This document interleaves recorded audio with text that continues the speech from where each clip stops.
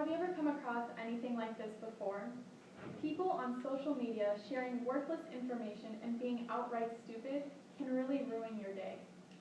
This woman was arrested for robbing a bank and later bragging about it on YouTube. I'm Gabby, and I'm going to tell you why you should delete your social media. Speaking as one who has done so themselves and conducted much research, deleting your social media has proven to be extremely beneficial. The reasons you should delete your social media are: it lowers your self-esteem, it can cause frustration, and it takes up too much time. Then I will respond to some opposing views. My first point is that social media lowers your self-esteem. People who have social media accounts such as Facebook, Instagram, Twitter, and Tumblr tend to compare themselves to others. According to Matthew Micah of Medical Daily, people with lower self-regard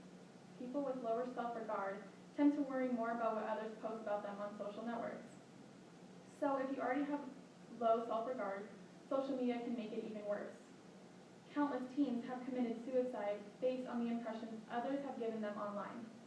For example, Hannah Smith, a 14-year-old from England, hung herself after being cyberbullied. People left comments telling her to go die, and boys left comments about the various things that they wanted to do to her. There are also more subtle effects that social media can have other than taking your life. About 50% of users nationwide state that social media made their lives and self-esteem worse. Psychotherapist Sherry Campbell states, on social media, everyone's life looks perfect, but you're only seeing a snapshot of reality. After seeing how social media can affect your psychological health, let's see how it can affect your physiological health. Which brings me to my second point, that social media impacts your disposition. A negative status can put you in a bad mood. Guardian News shares every downbeat post triggered 1.29 extra negative posts than normal. Your mood for that day can be a reflection of the statuses you saw. Something as small as rain can cause people to post negative statuses. Statuses about rainy days can not only affect those experiencing the rain, but they can influence people in other cities as well. Also, absence of constant stimulation makes one antsy. Dr. Jessica Grogan admitted that she browses Facebook because it is a passive compulsion. 45% of users admit that it made them feel worried or uncomfortable when an email or notification could not be accessed. According to BBC, there is a new syndrome called phantom vibration syndrome. It results from one feeling as though their phone vibrated in their pocket, but it is not there. This is a direct result of the anxiety to constantly check your phone. Not only can social media impact the way you're feeling, but for some people it causes you to take action. A couple in Tennessee were shot to death for unfriending a woman on Facebook. This woman shot 2 people and left their 8-month-old baby dead in the woman's arms. Another example is that an employee at a private preparatory won a court case due to age discrimination that landed him a reward of $80,000. Before all the paperwork could be signed, his daughter posted on Facebook saying, "Gulliver is officially paying for my trip to Europe this summer. Suck it." The lawsuit's finding was reversed because the man broke a rule of confidentiality. Now that we know how social media can bring down your mood, let's talk about the hours that it takes off your life. Social media takes up too much time. People are constantly distracted. On average, people spend 405 minutes on Facebook, 89 minutes on Tumblr, 17 minutes on LinkedIn, 8 minutes on MySpace, 21 minutes on Twitter, and 3 minutes on Google per month. Only 2% of the population goes on the web rarely, leaving 98% that browses from 1 hour to all day. Social media also drains productivity. 53% of working adults say that they waste at least 1 hour a day on social media, which translates to $10,375 wasted per year. Experts of Psychology Today state, Facebook addiction creeps into our lives without any obvious harm. But like any compulsion, it takes up too much time, space, and energy and detracts from other preferable pursuits. When productivity is reduced, the effects can be real-life consequences.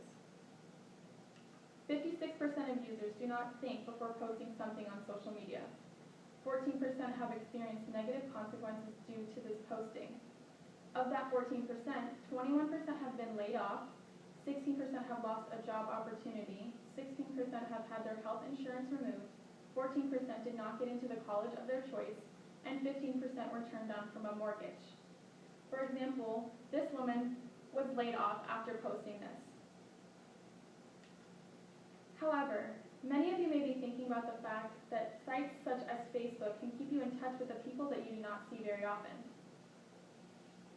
The Enrichment Journal agrees that we marvel at the way we can catch up with old high school friends, keep up with our favorite families or missionaries who have traveled to the other side of the world.